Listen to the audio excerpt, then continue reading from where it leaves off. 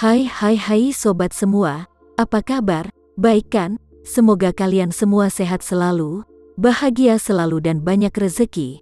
Kali ini Mimin mau melanjutkan cerita dari novel Menantu yang Diremehkan. Semoga cerita ini bisa menghibur kalian semua ya, dan bisa menemani hari-hari kalian semua. Oh iya, jangan lupa bantu like dan komen ya biar Mimin tambah semangat uploadnya. Kalau begitu yuk langsung saja ke ceritanya, cekidot.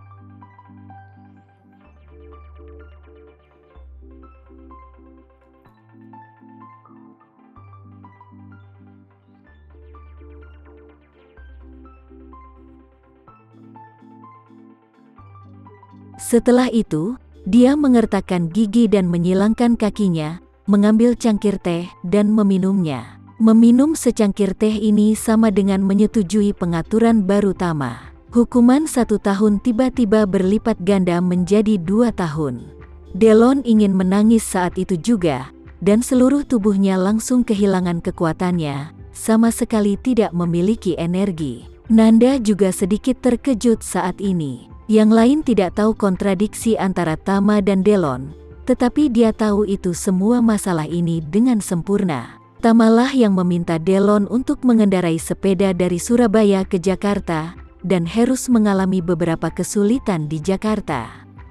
Dan sekarang, tiba-tiba ia mulai menggunakan angka untuk memainkan teka-teki bodoh, dan dia langsung merasakan firasat buruk. Jadi dia bertanya pada Delon dengan suara rendah, "Delon, apa yang sebenarnya terjadi?" Delon menyerahkan ponselnya kepada Nanda dengan putus asa.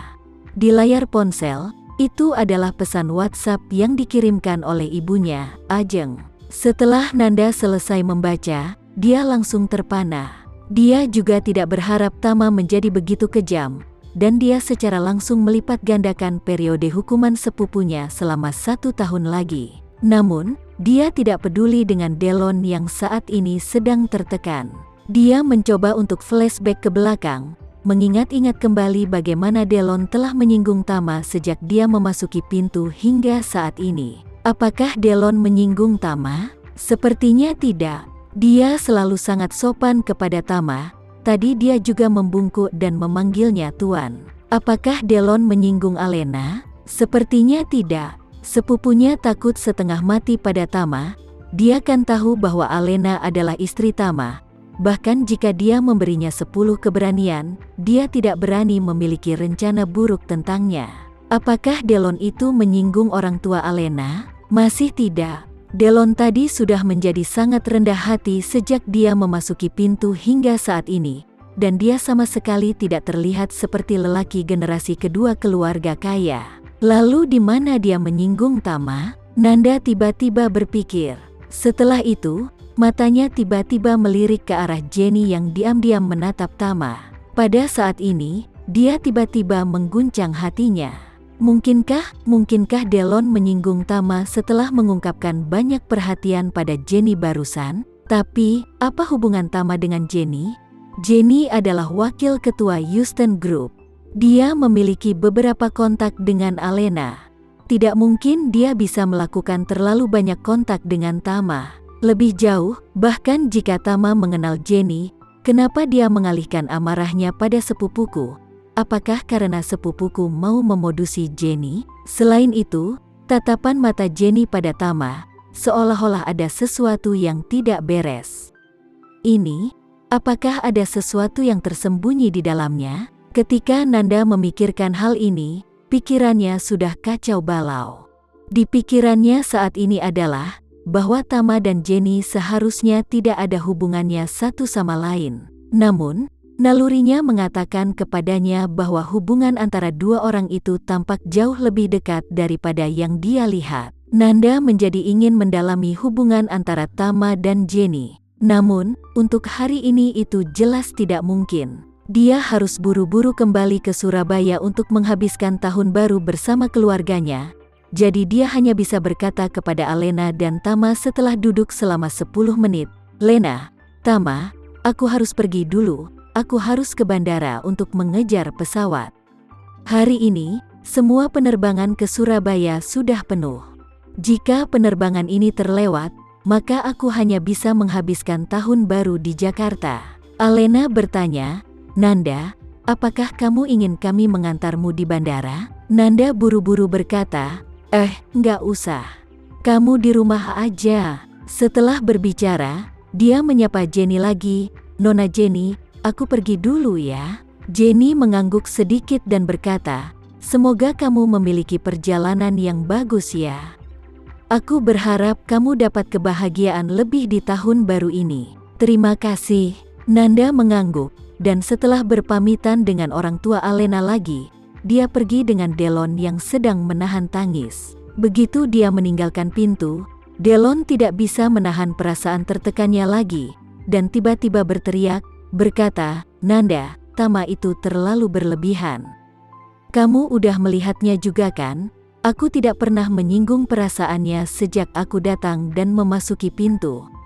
Aku tidak memprovokasinya, dan tidak berani menghadapinya dengan sepatah kata pun." Tanpa diduga, dia meminta Wingu memberiku hukuman tambahan 1 tahun. Dia juga mengatakan bahwa aku membuatnya merasa tidak nyaman. "Apa-apaan ini?" Nanda menghela nafas dan berkata, "Delon, aku curiga alasan Tama terlihat tidak menyenangkan bagimu adalah karena sikapmu terhadap Jenny agak terlalu ambigu." Delon mengangguk dan berkata dengan emosi, "Aku juga berpikir begitu. Ada kemungkinan memang masalah ini pemicunya. Entah Tama emang sangat kesal dengan kelakuanku yang suka menggoda gadis-gadis, atau dia kesal denganku yang mencoba menggoda Jenny.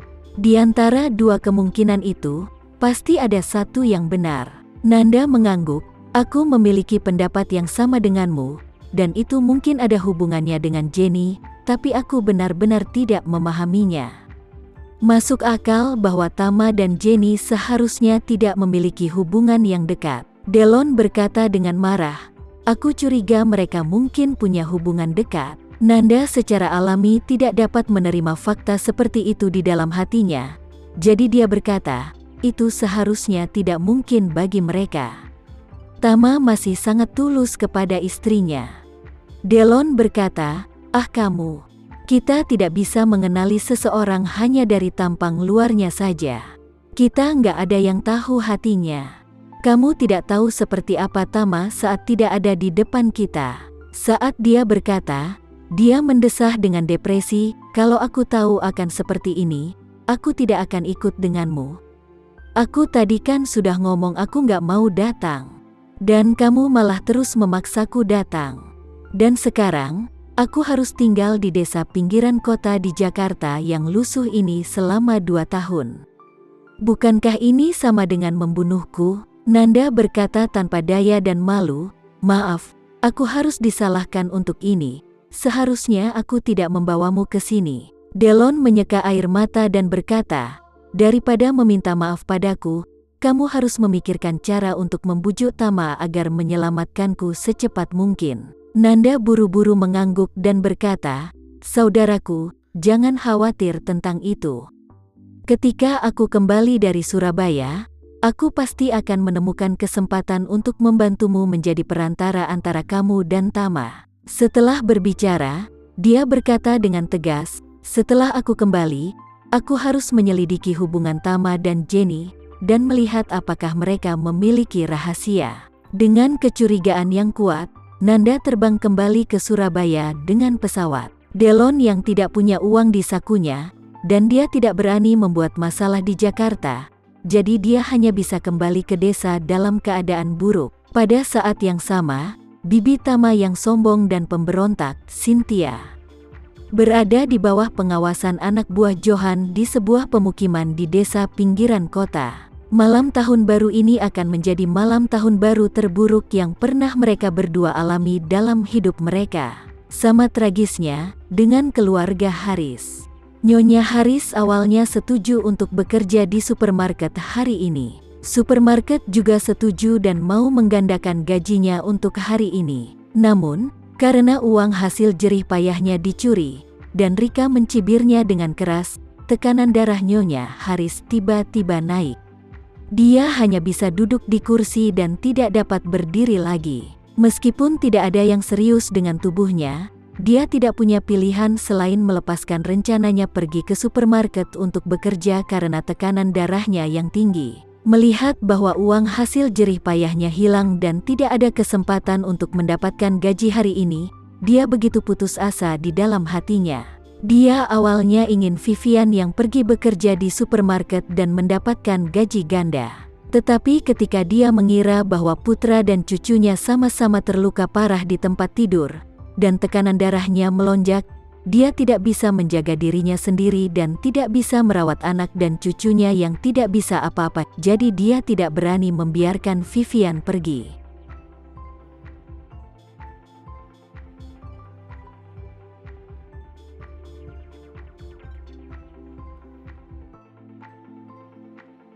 Sekian dulu ya cerita kali ini, kita lanjutkan lagi ceritanya di lain waktu. Oh iya, bagaimana menurut kalian? Semoga bisa sedikit menghibur kalian semua. Jangan lupa like, share dan komen ya. Untuk teman-teman yang baru nonton, jangan lupa subscribe-nya. Hehehe.